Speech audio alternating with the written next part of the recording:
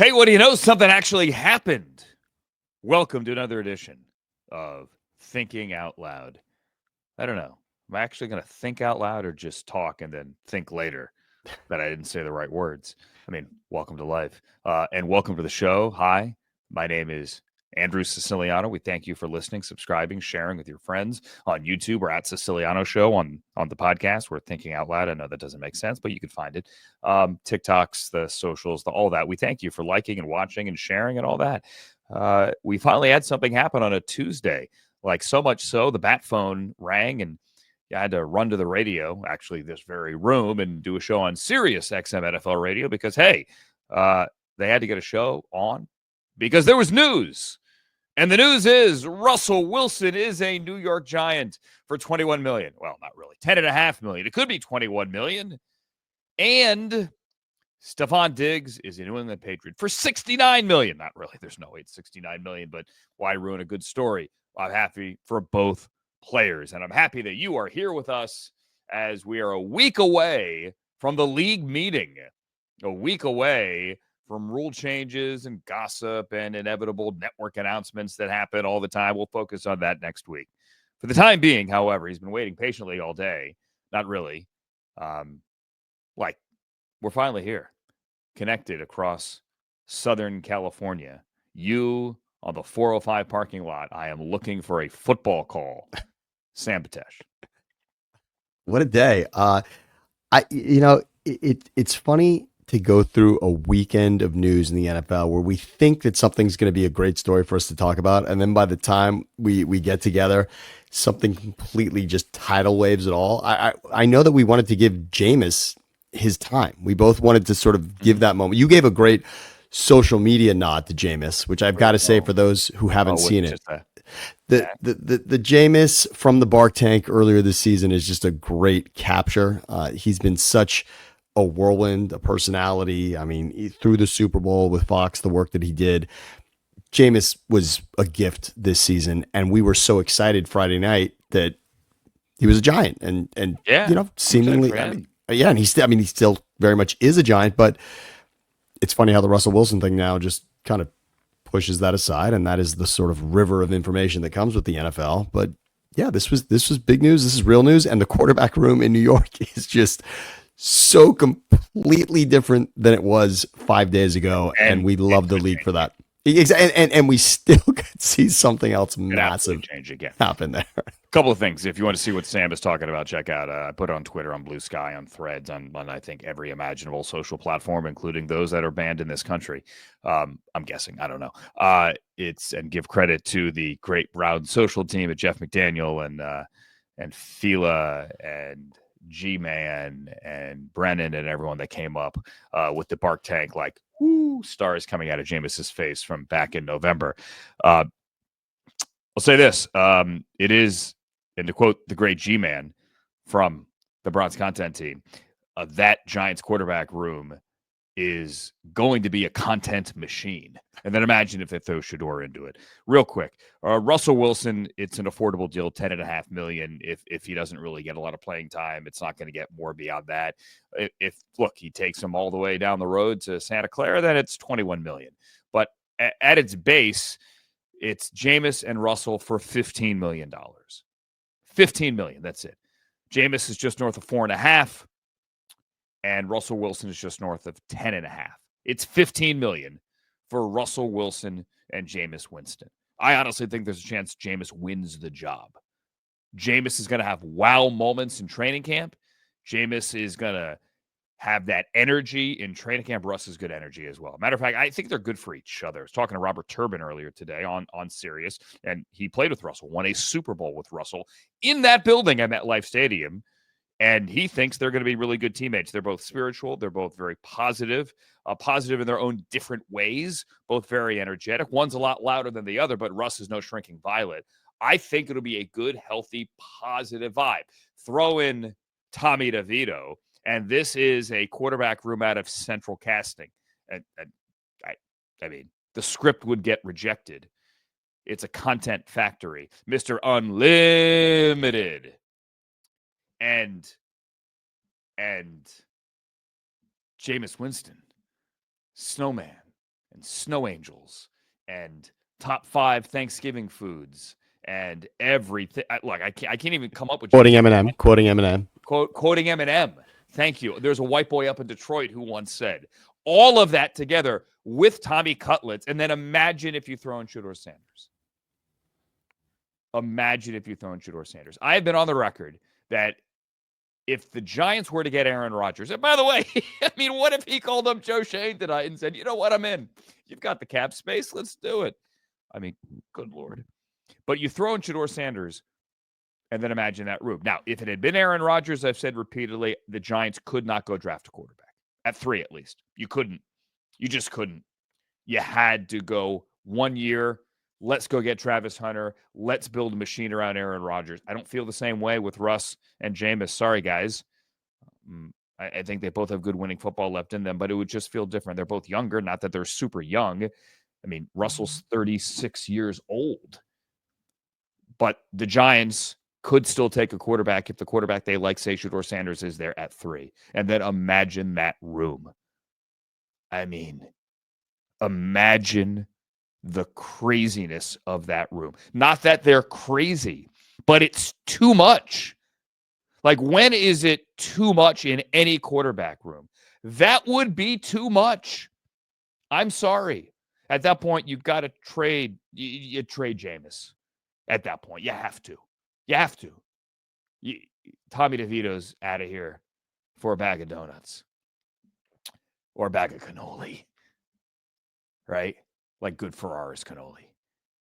He's got to be. But they could still do it. They could also go get Travis Hunter. And then you get Russell or Jameis throwing downfield to Travis Hunter and Malik Neighbors and Theo Johnson and Tyrone Tracy. That's a pretty good team. I'm not going to bash Russ. Say that 5 times fast. I told you, I saw him in person get bashed last year. He got the snot beat out of him by the Browns in the snow. He kept getting up. That is a tough you-know-what. Always respected him. I don't know that this makes the Giants a winning football team. I just don't see it. Matter of fact, I think they have a higher upside with Jameis. However, Russ isn't going to turn the ball over. But don't delude yourself into thinking that he played great football last year. They were 0-5 down the stretch, and that includes the playoff game. Their offense was barely functional down the stretch. Russell played valiantly at times. He made some plays with his legs. But they didn't win down the stretch because of their offense. And I don't know, Sam, that it is going to be that much different. And I don't know. You need a veteran, but you found your veteran in Jameis. I think the Giants would have been better served with Jameis, and then you just pray that the rookie you want, whomever that is there for you to pick. Why do I like this better? Why do I like the Giants better Friday night than I do Tuesday night? There was something more unknown, mysterious, and interesting about the idea that it was Jameis and the potential for Shedeur or Cam should they trade. Either way, give me 1 or 2 of those. And Jameis there as the backup plan. Jameis as a backup plan is awesome because we know there's 2 spectacular wins in that. There's just like somehow in my mind, I just pictured Jameis for that, not to mention being an incredible teammate, mentor, perfect for that first year quarterback. The Russ thing feels in the moment. It feels in the moment, oh, this is their starting quarterback. And let us remind everyone, as you talked about competing for the job and maybe Jameis winning it over Russ, did Russ exactly win the starting job in Pittsburgh last season? I mean, no. Remember who started the season? I mean, we could say calf injury. Okay, calf injury, but that was not definitively his job. I mean, eventually it was, of course. It wasn't a competition, is my point, because Russ got hurt. Like, listen, if I was Russ, I would have sued the Steelers. I'm kidding. I wouldn't have. But he got hurt with the new strength and conditioning coach pushing a sled on the first day. He's 35 years old. You have a guy pushing a sled to pass a conditioning test. Like, what are we doing? Weird. I think he would have won the job. Okay. And guess what? If he was with Justin Fields playing well, he was given the starting job. And credit to Tomlin, who basically said, he's our starter, he's healthy, he's going in. And it looked like it was going to prove us wrong all the way through maybe we thought they'd win a playoff game. I'm sure we did at some point. Obviously, when they beat the Ravens the first time, we thought, wow, this team's going to win the division and go on to challenge the Chiefs. We thought that for a moment. Look at the numbers, and we've gone over them, Andrew. The Russ when he first entered that Steelers offense, and then what happened at the end. You mentioned the 5 in a row. The offense sputtered. Russ specifically sputtered. Now there's a Pickens component to that as well, right? There's sort of like, what is Pickens giving you? And he was back at the end, but he was hurt down the stretch. Right. Sorry. So outside of the Bengals game, they weren't really even in those ball games. If you look at the final score, those 5 losses, those were ugly. Real opponents, very real opponents in the Eagles, the Ravens twice, the Bengals, as we mentioned. But it was an ugly, and the Chiefs was another one, a Christmas game against the Chiefs. None of that was really competitive. And it sort of turned on a dime and didn't look great. And probably because of how ugly things were in Denver, we were saying, okay, Russ is back. But it wasn't for the totality of the time that he was in there. Russ was back and looking like the Russ we wanted him to be for about 5 games. So for some reason, I'm kind of with the last thing you said. I was a little more excited. Like you said, content-wise, I'm excited, but I was a little more excited for the team on the field with Jameis and a question mark than with the idea that Jameis and now Russ solves internally for them the quarterback issue. Like, in other words, if they're saying it's solved, if they're saying we got it now, there's pause. There's pause there for me.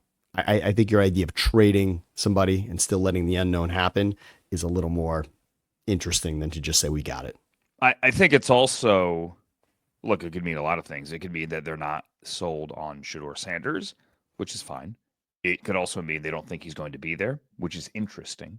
It could also mean that they don't feel like they want to pay the price and they have what it takes to get from 3 to 1. It could mean a lot of things. And listen, Jameis is an affordable and tradable veteran contract. It really is. Somebody is going to need a veteran quarterback at the end of camp. Injuries happen. You can flip Jameis. Hate to, make him sound like or feel like a commodity. I mean, it's what we all are at one point. So it's interesting. As for how it affects the draft, it's pretty clear to me that the Giants made it known to all the reporters that they wanted to make it known tonight that we're not out of the quarterback business at 3. We could still draft a quarterback.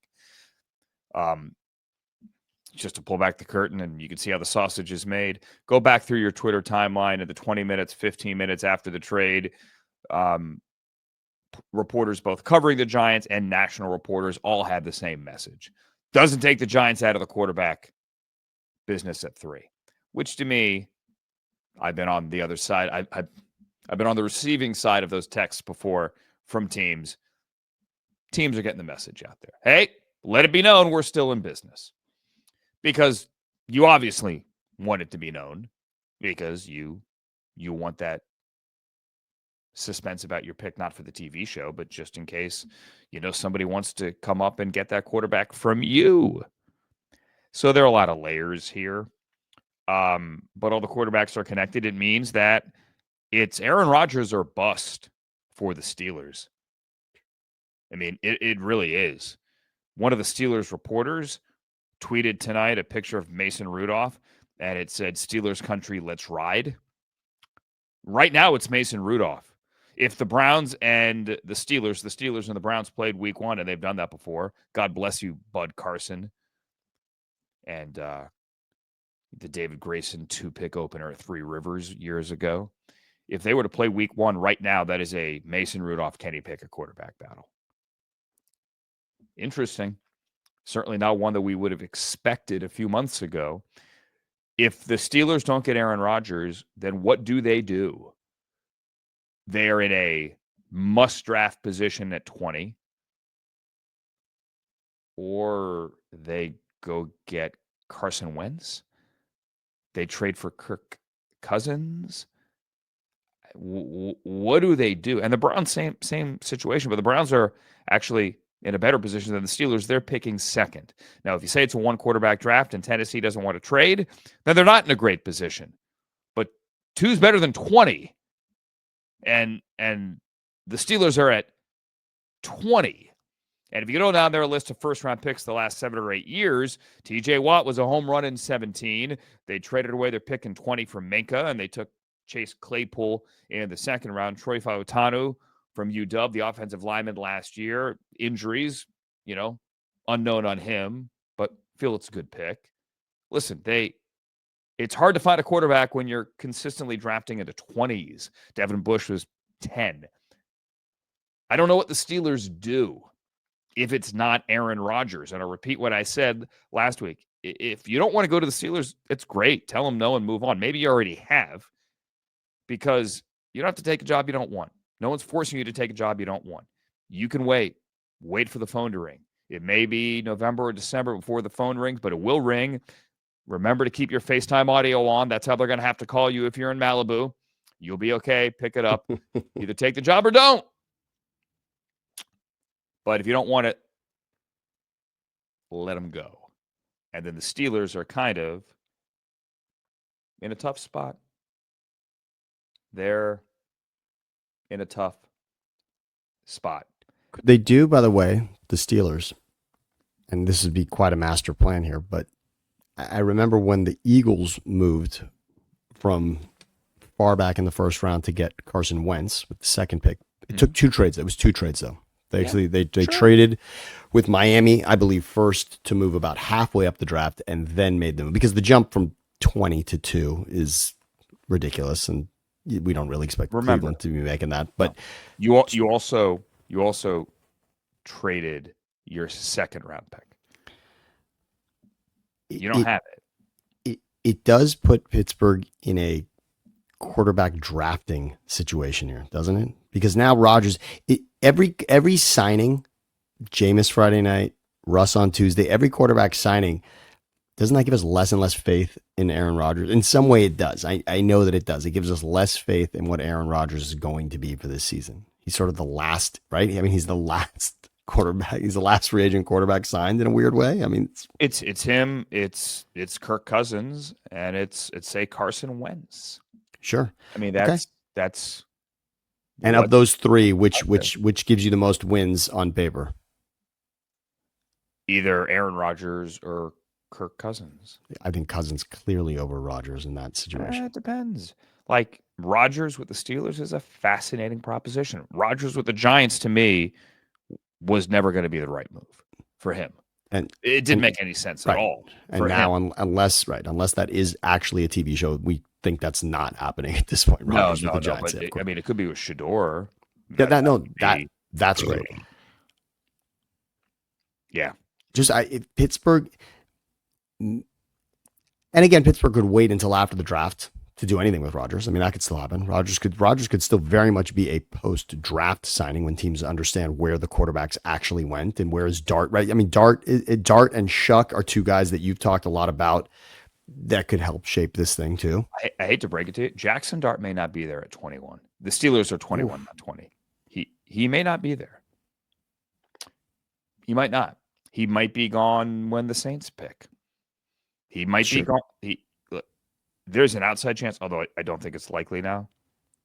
I mean, there are people whose opinions I respect who have seen it, who can mock him going 3 overall. Now, I don't see that.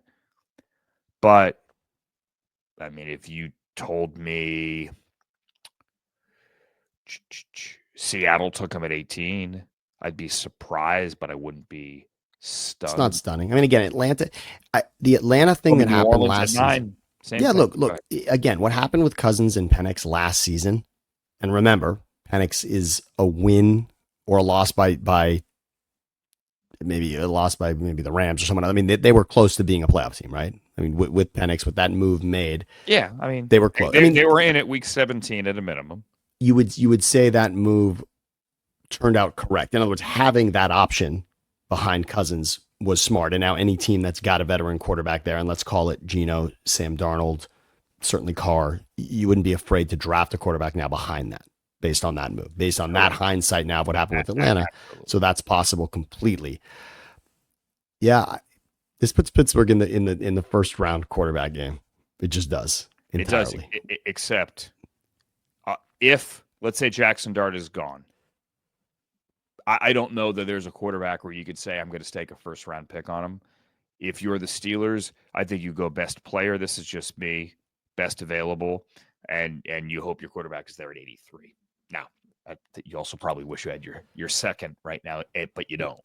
It's fine. And again, plenty of moves still could be made. Plenty of sneaky little moves happen before the draft that aren't on draft day that end up making a huge impact. Also, doesn't this Russ Wilson to the Giants move, doesn't this make every mock draft right now through the first 3 picks transparent in a way? No, not at all. You don't think so? You don't think it looks quarterback? No, I don't. Travis Hunter or Carter? Listen, it doesn't. God, it feels like that. It feels like that to me right now. From a mock standpoint, mock to me, this looks quarterback, Carter Hunter, whoever you want there. That feels like 1, 2, 3. I don't think the Giants can go wrong. I also don't think the Browns can go wrong. It's just what you want. The Giants signing Russell Wilson doesn't make the Browns like Shedeur more or less than they did 5 minutes ago. It doesn't change it. But they either like him or they don't like him. They either take him or they don't take him. Russell Wilson going to the Giants has no effect on that. But it affects the Giants, is all I was saying. In other words, it feels less likely. That's all. It doesn't make the Browns need to take a quarterback at 2. People that are so certain Shedeur Sanders is going to the Browns at 2, I don't know what the hell you're smoking. I think from a mock standpoint that changed. But they're mocks. That's true. You're right. That was my Baldinger. Everyone's got a bleep and mock. Who cares? It is so everyone's got a mock. So what? Yeah, that's so true. Listen, that is very true. Cam Ward goes 1, and the Browns. And again, I don't have an opinion. The Browns, the Giants, the Jets, the Raiders, whomever. You either like Shedeur or you don't. Cam Ward's going to go 1. You either like Shedeur or you don't. That's it. Who the Giants sign doesn't matter. So if you're the Browns and you decide you don't like Shedeur, let's play make-believe. I don't know that is the case. I can't emphasize that enough. Then you're deciding between Abdul Carter and Travis Hunter. That's it. And if Cam Ward, for some reason, doesn't go 1, then you take him. In all likelihood, I assume. Just what it is. So there is absolutely a world in which the Browns take Abdul Carter and, sometime after the draft or during the draft trade for Kirk Cousins. I mean, that world is a legitimately possible world. So there's absolutely a world where the Browns take Travis Hunter. And there's absolutely a world where the Browns take Shedeur Sanders. I think those are the 3 options. There is a world, let's just play make-believe, and no one talks about this one, where the Giants are convinced they need Shedeur, and the Browns want Shedeur, and the Giants trade something to the Browns and pull a Bears, Niners, Trubisky and go 3-2. Now, it's unlikely. I've seen crazier, though. I've seen absolutely crazier. 100%. There's a world where the Patriots are in love with Abdul Carter and the Browns don't care and think the Giants are taking Shedeur, and the Patriots trade up to 2 and the Browns go down to 4 and take Travis Hunter and pick up a 3. So anyone thinks that this gives like some kind of clarity where it's got to be quarterback. I don't buy that at all. I don't think this changes it in any way, shape, or form. Real quick, want to hit Cam Ward. Cam Ward looked great at the pro day, and let me get this out of the way. I love Cam Ward. I'm going to preface this. I love him. I think he's got a bright future. I would feel comfortable taking him anywhere on the board. I think he's that good. I believe in his leadership. I certainly believe in his arm talent. I think there is a lot to work with, and he's an ascending player. I don't care what he did at his pro day. I do. I want to see it. It's what I do. I want to see who's there. All of that, like I'm here for it, and I want to see him throw well, and I want to see that leadership on the field. He has it. I love it. I don't. Pro days are only news if somebody does poorly. I'll throw this out there for the audience. When was the last time you heard about a bad quarterback pro day? Anybody? It's like unsuccessful surgery reported, right? When a Exactly. player has That's a good point. successful surgery. So and so underwent successful surgery. If it was unsuccessful, you wouldn't tell us, right? So, when was the last time there was a bad pro day? The bad pro day, I'll tell you, it was 2014 Teddy Bridgewater.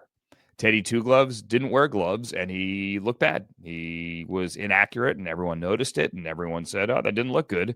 Many people thought, not many people, there were some people that thought, oh, maybe he goes number one overall. That wasn't going to happen. Houston picked one. They had Jadeveon Clowney. It was going to be J.D. Clowney. It just, murdered a Michigan kid on the field. He was going one overall. The quarterbacks that year were Blake Bortles at 3 to Jacksonville, John Manziel at 22 to the Browns. Derek Carr went near the top of the second round to the Raiders, and Teddy Bridgewater went 32 to the Vikings. He's a nice quarterback. He's a nice guy. He's had a good career. He's a high school coaching champion in Florida. Love Teddy Bridgewater. But he had a bad pro day, and it was noticeable. That was news. Name another bad pro day. I mean, for a quarterback, not for like a skill guy that ran poorly. Yeah, we see those all the time. Oh, it was the track. I wasn't ready. I'm out of shape. That's fine. I would argue quickly on this point.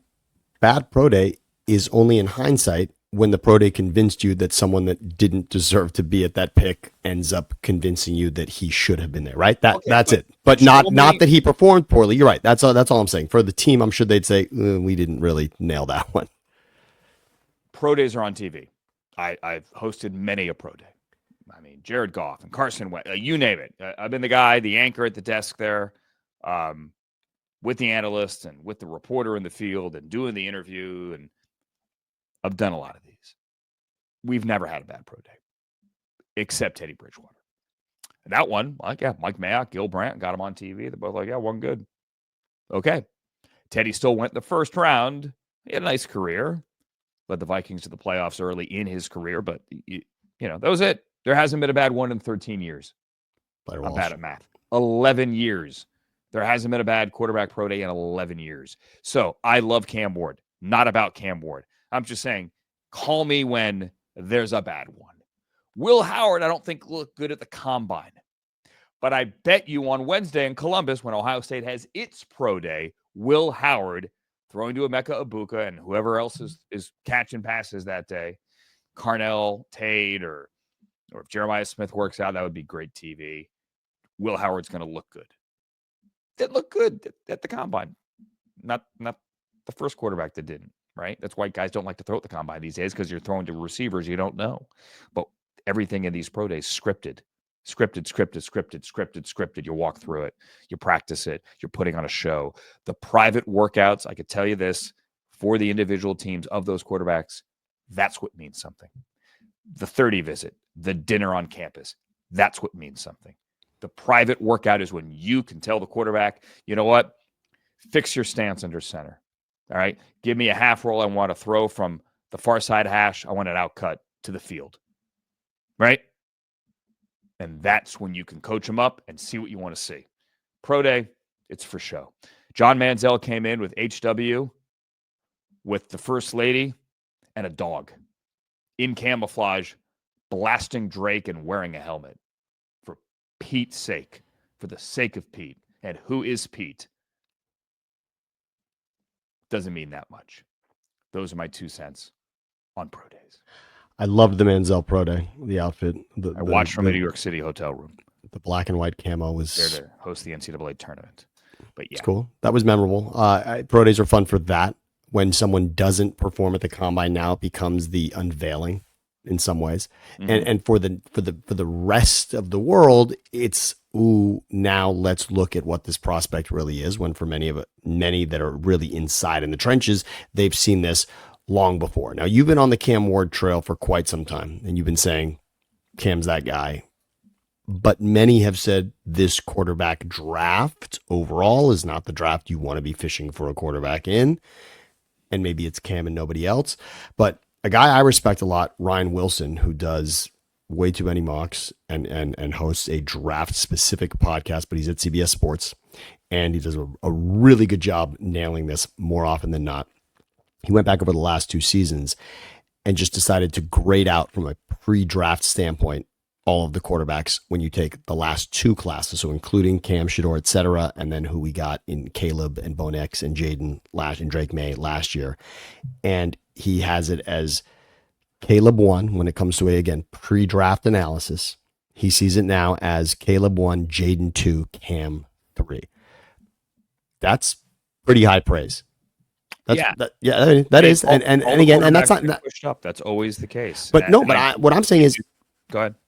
I was only going to say, maybe this isn't just hype, and maybe this isn't just error of recency. Maybe this is to say, in the totality of it, Cam is that good. And Ryan also, I read, said of all the pro days he saw over the last 2 seasons, and that includes, again, I mean, last year was, you look back at it now, last year's class of quarterbacks looks pretty damn good, right? Caleb, Jaden, Bo, all of them, Jaden, Drake. These are players who made an impact immediately. And Ryan Wilson says of all of those, Cam Ward by far the best. And I know we're not, but from a pro day standpoint, the cleanest pro day he saw from anyone was Cam Ward. You know who had a great pro day? You're gonna make me regret what I just said, but who? I mean it. Zach Wilson. Okay. Yeah. So much so that everyone tried to copy his little roll, flip the hips, chuck it into the end zone throw. Sure. In their pro days moving forward, like the rest of the pro day circuit. So again, pro days mean something. I do, and I respect everything you just laid out. The quarterbacks always get pushed up. I'll quote my friend Daniel Jeremiah. Your top 50, your top 100, Dan Brugler does top 150. DJ eventually does top 150 as well. That's with your eyes, and the mock is with your ears, right? You rank the players how you see them. The mock is what you're hearing about where they may go.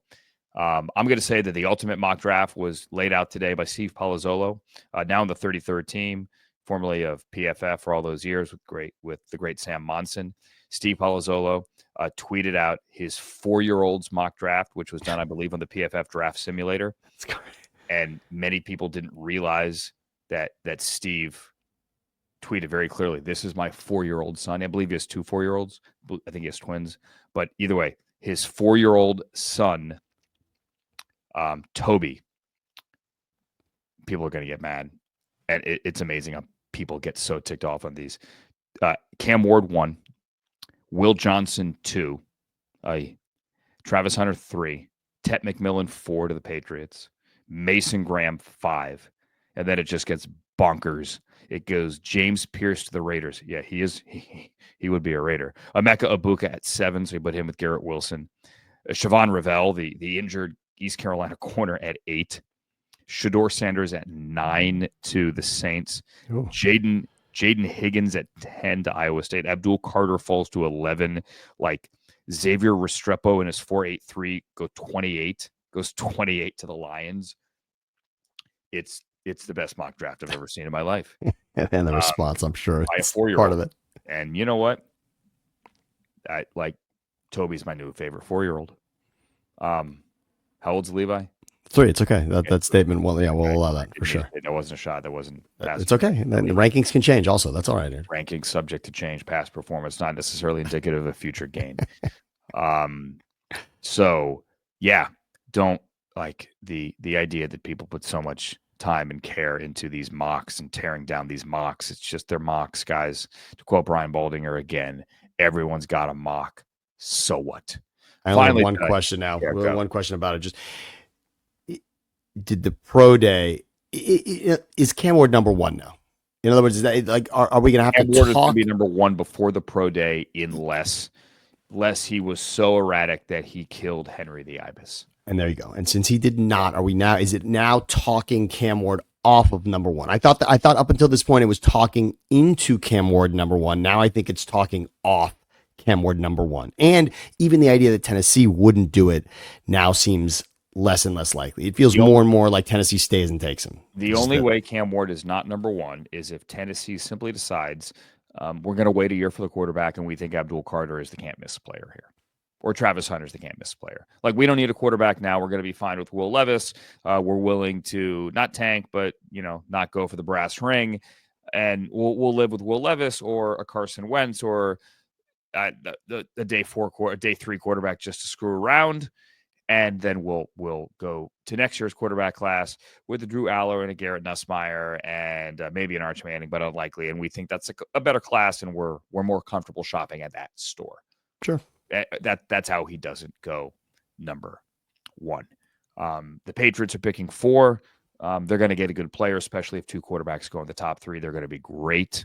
The Patriots also spend some money. They have a lot of money to spend. They threw it all at DK Metcalf and Chris Godwin. They didn't get either.